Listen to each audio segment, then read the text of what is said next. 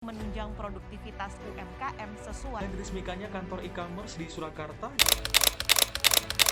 Kalau ini saya melihatnya bahwa dari sisi bahwa ekonomi kita sedang tidak baik-baik saja. Ya buktinya perusahaan-perusahaan ini mulai nggak sanggup lagi bayar standar gajinya, standar gaji Jakarta. Harus cari standar gaji termurah. Di mana ada standar gaji termurah? Jogja dan Solo.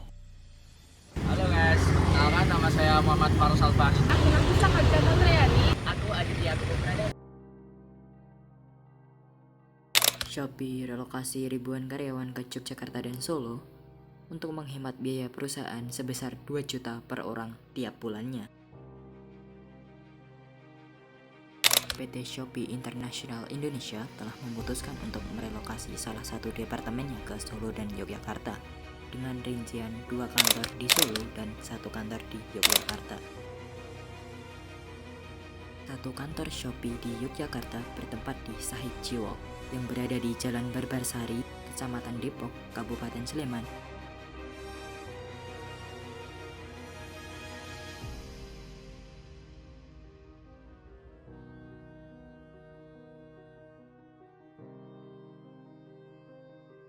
Yang pertama tentunya ada pertumbuhan ekonomi. Semakin kapitalisnya perusahaan, mereka ingin menekan biaya untuk gaji. Itu yang dilakukan oleh Shopee, di mana mereka merelokasi kantor mereka di Yogyakarta. Seperti yang kita ketahui bahwa UMR di Yogyakarta lebih rendah daripada di Jakarta. Tapi di sisi lain, Yogyakarta menjadi pusat bagi mereka yang ingin bekerja. Lalu dengan adanya lowongan pekerjaan tersebut membuat di sekitar Jiwol tumbuh pertumbuhan penduduk yang tinggi karena orang-orang di luar kota, orang-orang di luar Jakarta tertarik untuk bekerja di Jiwol tersebut. Nah, hal tersebut otomatis menambah pertumbuhan penduduk di sekitar wilayah Jiwol. Dengan pertumbuhan penduduk yang tinggi di sekitar kawasan Jiwol, dengan beragamnya budaya di antara mereka, hal tersebut bisa menjadikan konflik sosial di antara mereka.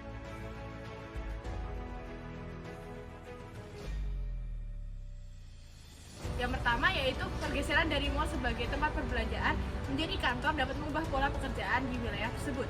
Alih lapangan pekerjaan, pada pekerja retail mungkin kehilangan pekerjaannya, tapi sebaliknya akan terbuka peluang untuk pekerja kantoran seperti administrasi, teknologi, dan logistik. Lalu dengan ditutupnya toko-toko di mall Jiwol, masyarakat yang sebelumnya sering berbelanja atau berkumpul di sana mungkin mengalihkan konsumsi mereka ke pusat perbelanjaannya atau tempat rekreasi lainnya. Lalu secara perubahan struktural sosial, dinamika komunitas, mall sering terjadi tempat yang menjadi penghubung berbagai kalangan masyarakat, baik untuk belanja, hiburan, maupun untuk sekedar jalan-jalan santai. Lalu ketika mall berubah menjadi kantor, masyarakat kehilangan area publik yang penting sehingga mengurangi interaksi antar komunitas yang dapat berdinamika sosial di wilayah tersebut. Yang pertama, perusahaan atau korporasi. Perusahaan e-commerce seperti Shopee, mereka sebagai pelaku utama yang memanfaatkan ruang mall sebagai kantor. Yang kedua yaitu pekerja dan tenaga kerja.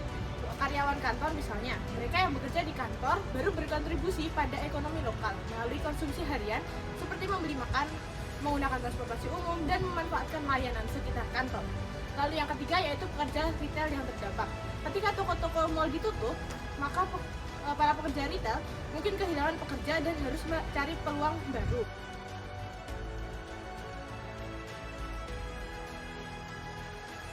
Apa sih yang hilang dan muncul dari kawasan Jiwol?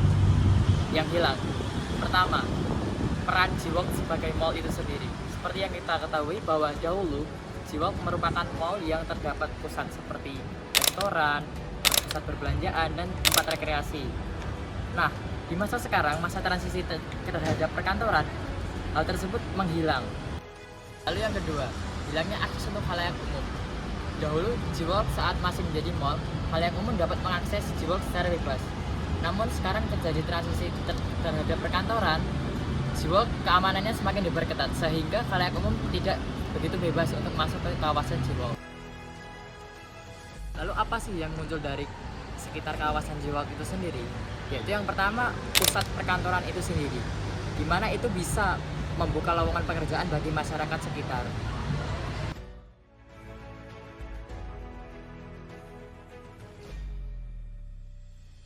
Dari poin keuntungan, yang pertama membuka lapangan kerja baru.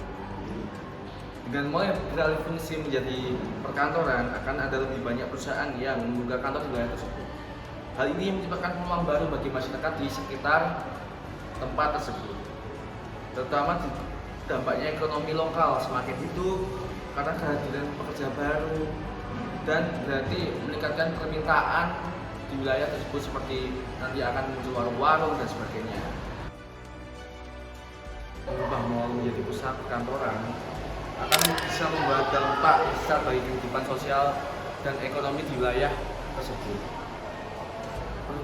Perubahan ini tak hanya sekedar mengalihkan fungsi bangunan, tapi juga bisa mengubah wajah dan dinamika wilayah tersebut secara keseluruhan. Ketika mall beralih fungsi menjadi kantor, otomatis wilayah itu akan menjadi lebih ramai dengan hadirnya para pekerja baru. Karena tanda kutip mall tersebut yang sebelumnya itu adalah mall mati. Jadi konsumennya sangat sedikit, dan sekarang beralih fungsi menjadi perkantoran dengan para pekerja yang baru-baru semua. Hal ini membuka peluang bagi ekonomi bagi wilayah sekitar, seperti warteg, warmindo, kafe, atau segala yang kebutuhan tentang alat-alat kantor itu membuka peluang bagi para warga sekitar tentang perubahan alih fungsi tersebut. Tidak hanya itu, hadirnya perusahaan-perusahaan baru juga bisa menciptakan peluang lapangan kerja tambahan. Warga sekitar yang dulunya mungkin kesulitan mendapatkan pekerjaan, kini bisa mendapatkan pekerjaan di wilayah tersebut. Halo guys, saya Farsal Farindi. Di sini saya sudah berada di Fakultas Teknik Industri UPN Yogyakarta di kampus 2 yang lokasinya dekat di perkantoran Jiwok yang dulunya menjadi mall. Nah, di samping saya udah ada Mas Selgi dari anak UPN juga.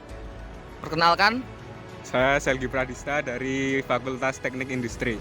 Oke, di sini samping saya udah ada Mas Selgi ya. Kita akan mewawancarai Mas Selgi tentang aspek kenyamanan yang di sekitar kampus yang dulunya itu Jiwok tuh mall, sekarang menjadi kantor. Oke Mas Selgi, saya mau bertanya Mas, kalau apa yang Mas rasakan tentang